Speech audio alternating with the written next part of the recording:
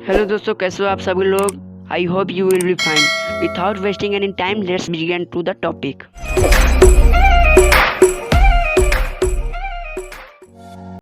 Today we will discuss about teeth and its parts. Let's start the video. पहला जो question है वो है what is teeth. Teeth is a hard classified structure found in jaw. हमारा जो दांत है वो एक ठोस वर्गीकृत संरचना है जो कि हमारे जबड़े में उपस्थित है। इसके बाद हम आते हैं परमानेंट टीथ और मिल्क टीथ। जो हमारा मिल्क टीथ होता है वो 6 से 8 साल में टूट के गिर जाता है, और जो हमारा परमानेंट टीथ होता है वो पूरे लाइफ हमारे साथ रहता है। अब आते हैं हम कि दांत कितने प्रकार के होते हैं। हमारा दांत 4 प्रकार का होता है। पहला इंसिजर, दूसरा कैनाइन, तीसरा प्रीमोलर और चौथा molar.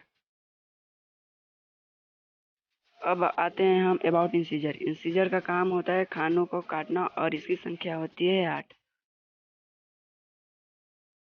Now second is canines. Canines जो है वो हमारे भोजन को फाड़ने में मदद करता है, जैसे कि मीट, और इसकी संख्या होती है 4। अब आते हैं हम प्रीमोलर के बारे में। प्रीमोलर को हम बिकस्फीड भी कहते हैं, जो कि हमारे भोजन को चबाने में मदद करता है, और नंबर ऑफ टीथ होता है 8। मोलर का काम भी सेम होता है, खानों को चबाना, और इसका नंबर ऑफ टीथ होता है 8। और एक प्रकार का टीथ होता है जिसका नाम है विजडम टीथ, और इसे हम थर्ड मोलर के नाम से भी जानते हैं। यह 17 और 25 साल की उम्र में निकलता है, और जब यह निकलता है तो लोगों को बहुत कठिनाई और गम्स में ब्लीडिंग की समस्या होती है। विजडम टीथ की संख्या होती है 4। अब हम जानेंगे स्ट्रक्चर ऑफ टूथ के बारे में।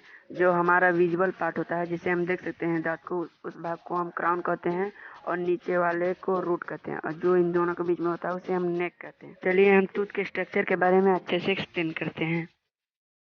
पहला हमारा है डेंटिन। आप इस इमेज में देख सकते हो, मैंने मार्क किया हुआ है। तो चलिए इसके बारे में अच्छे से जानते हैं। इससे पहले आपसे एक छोटी सी रिक्वेस्ट थी, अगर आपने हमारे चैनल को सब्सक्राइब किया है तो थैंक यू सो मच। अगर आपने नहीं किया तो लाल कलर के सब्सक्राइब बटन को दबा के बेल आइकन को दबा दें। चलिए अपने टॉपिक पे आते हैं। सबसे पहले हम जान लेते हैं कि हमारा दांत किस किस चीज़ से बना होता है। Human teeth are made of 4 different types of tissue. First one is pulp, second dentin, enamel and cementum. चलिए इन सब के बारे में एक एक करके अच्छे से जानते हैं। सबसे पहले हम डेंटिन के बारे में जान लेते हैं। A hard yellow substance, it make tooth hard, it's the dentin that gives teeth their yellowish tint. जो हमारा दांत होता है वो डेंटिन के कारण ही मजबूत होता है, और इसी के कारण हमारे दांत का रंग हल्का पीला होता है। अब हम जान लेते हैं पल्प के बारे में। The pulp is the innermost portion of the tooth, consist of nerves and blood vessel which nourish the tooth. जो पल्प होता है हमारे दांत का सबसे निचला हिस्सा होता है, जो कि नर्व्स और ब्लड वेसल से मिलकर बना होता है। यही हमारे दांतों को पोषण देता है। Now the third one is enamel. The hardest tissue in the body covers the dentine and forms the outermost layer of the crown. It protects from harmful changes. जो इनेमल होता है वो हमारे क्राउन यानी विजिबल पार्ट को cover कर लेता है, जिससे कि हमारे दांत को हानिकारक बदलाव से सुरक्षा मिल सके। यह बिल्कुल चने के भीगे हुए छिलके की तरह होता है। हमारा लास्ट वन है cementum. It's provide support and load observation during mastication. This help maintain the integrity of the root and its position in the gum and bone. ये हमारे दांत को चबाने की क्रिया में सपोर्ट प्रोवाइड करता है, और ये दांत को अपने जगह स्थित रहने में सहायता करता है। चलिए हम इन बचे हुए पार्ट के बारे में जान लेते हैं। पहला है रूट कैनल। यह हमारे दांत को टूटने से बचाता है।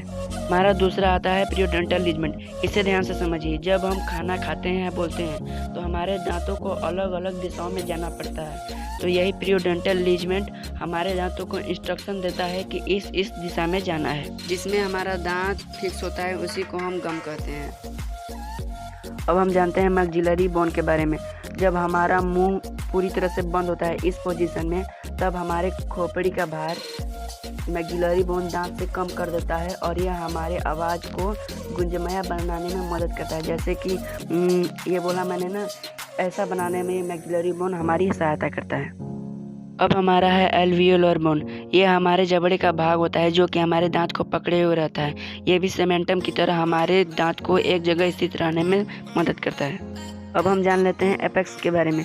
जहाँ पीरियोडोंटल लिगामेंट और पल्प मिलते हैं उसी जगह को हम एपेक्स कहते हैं। अब हमारा लास्ट वन है नर्व्स। नर्व्स का काम केवल ठंडा या गर्म को महसूस कराना होता है। अगर इस वीडियो में आपको कुछ सीखने को मिला तो हमारे वीडियो को लाइक करें और चाहिए ऐसे ही वीडियो तो हमारे चैनल को सब्सक्राइब करें। मिलते हैं आपसे नेक्स्ट वीडियो में, तब तक के लिए गुड बाय।